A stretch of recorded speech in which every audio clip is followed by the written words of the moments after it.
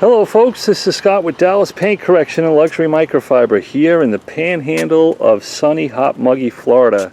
Can you guys see all that purple goodness running down the driveway? I got to clean that up, don't want it to stay in the driveway, but what I did was I washed this vehicle. Oop, got a little bit of that iron remover dripping down the corner of that seal on that window. I want to talk about something. I see this a lot and a lot of people ask me, Scott, I'm going to go ahead and wash the car.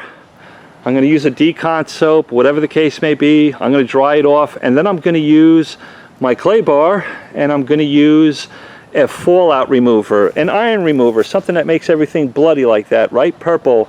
And I'm going to use it as my clay lube. Is that a good idea?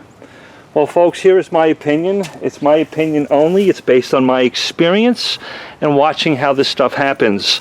Folks, when we use an iron remover on the paint, most of us know what happens, right? We need to let it dwell on the paint for about 3 to 5 minutes. It's typically best to spray it on the car when the car is dry and the surface is cool to the touch. We need to let it dwell for 3 to 5 minutes. Why? We want to let it kind of dissolve, not kind of, but absolutely dissolve and break down all the iron on the surface of the paint and the iron that's embedded within the clear coat. Not all iron is the same on the paint. Some of it may be superficial, kind of laying on the surface of the paint. Its bond isn't as tenacious as other forms of metal that may have kind of embedded itself in the clear coat, so we need to look at something.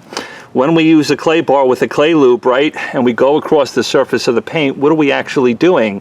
Well, this is a form of abrasive.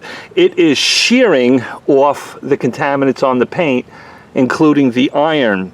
So imagine this. Imagine cutting a tree at its base, right at the lawn level, right at ground level, right? We've removed the tree, but we kind of have the root still stuck in the ground, right? Sometimes that's what happens with clay bars. Actually, it happens a lot, folks. When we use a clay bar with a traditional clay lube, all we're typically doing is shearing off the contaminant and not really pulling it out from its root.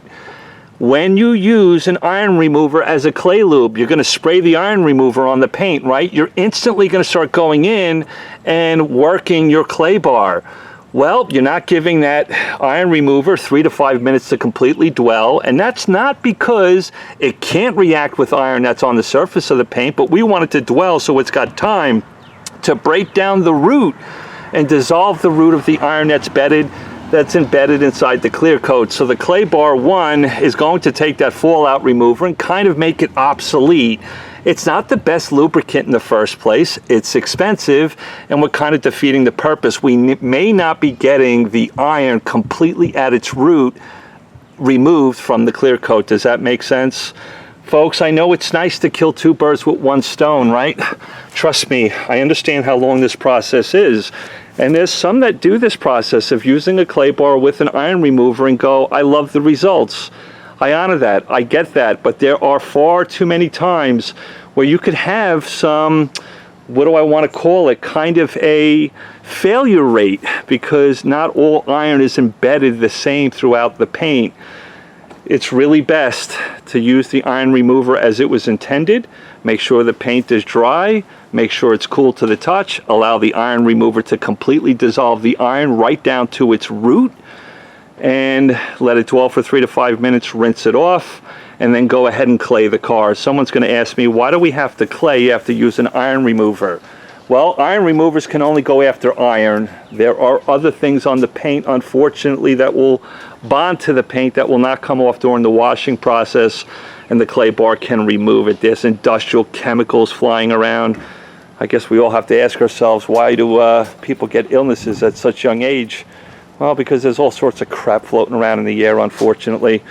But there's my opinion of using an iron remover as a clay lube. The answer in my world and in my book is no. It's a waste of product. It's a waste of money. It's not the most sufficient lubricant to begin with. And we're defeating the purpose. We may not be getting the iron completely at its base or its root because we're going over it quickly with a clay bar and we're shearing it off now. That is my opinion. Take it or leave it. But if you want absolutely free paint of any type of contamination or any contamination off the paint completely, Do each step independently and you'll have a better result, smoother, silkier paint, and you'll have a high probability of having all contamination removed from the paint with that process. Love you guys. Talk to you soon.